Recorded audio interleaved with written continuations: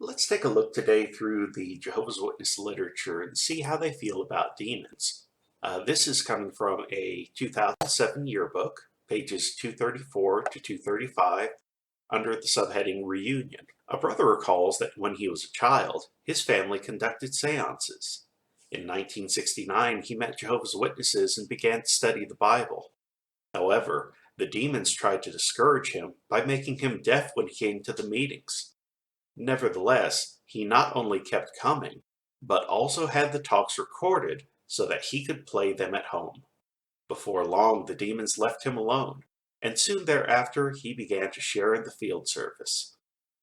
Now, I find this a little bit puzzling here, this experience, because apparently the demons had control over this man when he was in the kingdom hall, in God's house, as it were, but he could listen to recordings of the talks at the hall back at his home.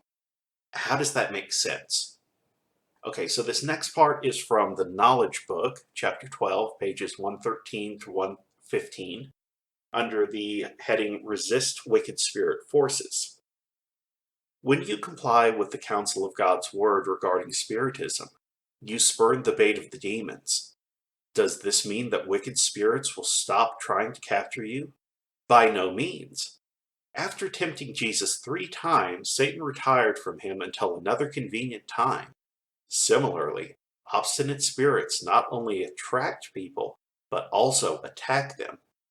Just a little side note, that is a little bit in conflict with that experience we just read where the demons eventually left that man alone. So anyway, continuing on.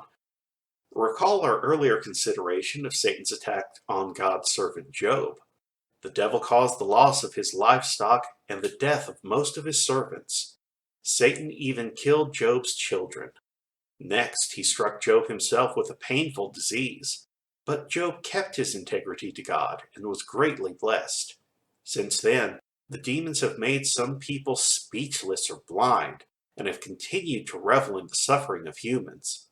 Today, reports show that demons sexually harass some and drive others to insanity. They incite still others to murder and suicide, which are sins against God. Nonetheless, thousands of people, once ensnared by these wicked spirits, have been able to break free. How has this been possible for them? They have done so by taking vital steps. Let's pause here for a moment. It says that today reports show that demons sexually harass some and drive others to insanity, others to murder, others to suicide.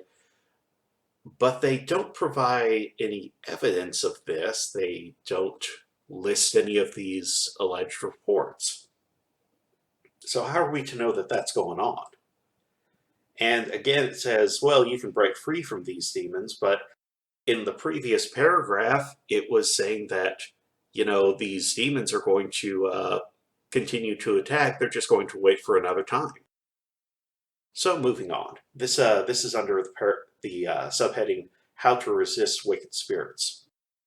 What is one way that you can resist wicked spirits and protect yourself and your family from their snares? First century Christians in Ephesus who had practiced Spiritism before becoming believers took positive steps. We read that quite a number of those who practiced magical arts brought their books together and burned them up before everyone. Even if you have not practiced Spiritism, get rid of anything having spiritistic uses or overtones. This includes books, magazines, videos, posters, musical recordings, and objects used for spiritistic purposes. Also included are idols, amulets, and other items worn for protection, and gifts received from practicers of Spiritism. To illustrate, a married couple in Thailand had long been harassed by demons. Then they got rid of objects associated with Spiritism. What was the result? They were relieved of the demonic attacks and thereafter made real spiritual progress. Okay, so here we get into the Watchtower's view on anything associated with Spiritism, anything that would have spiritistic overtones. So you'll have talks sometimes from the platform about not watching certain movies, certain television programs. I'm sure many ex-Jehovah's Witnesses know the whole Smurfs thing, it had spiritism in it, so you didn't want that in your house. Because the belief was if you had something as innocuous as the Smurfs playing in your room, that would attract the demons into your life. Now, there was never any evidence given for this. Uh, we never saw any proof of it, but they said this was going to be the case.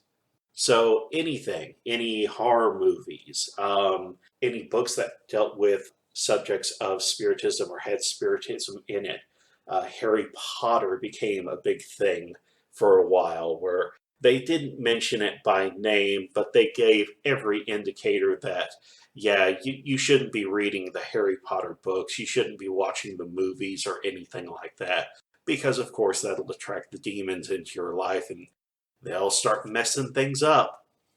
And it was interesting because growing up, everyone had some sort of demon story, which was kind of bizarre because no one could offer any evidence for these occurrences, and there were usually reasonable explanations for them. For instance, I had a friend who stayed in an old lodge that was supposedly located in an area where Native Americans conducted spiritistic ceremonies. According to him, the lodge made all sorts of strange noises and he felt uneasy, like he could feel the demons around him. He obviously didn't sleep well and he said he kept his Bible open to Isaiah 25:4, I guess as some sort of demon repellent.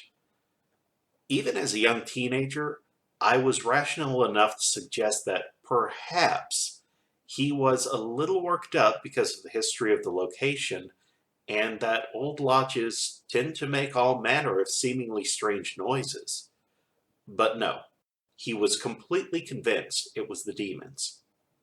And like I mentioned, just about everyone had a story like this.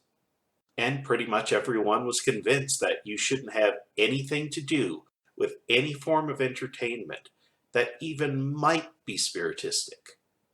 Oh, and if you watched a movie that specifically had demons in it, forget it. The demons are going to be all over you. So the month I officially left the organization was October. Halloween season, right? So I handed out candy to the kids. More importantly, I watched a bunch of horror movies, some of which included demons and demon possession.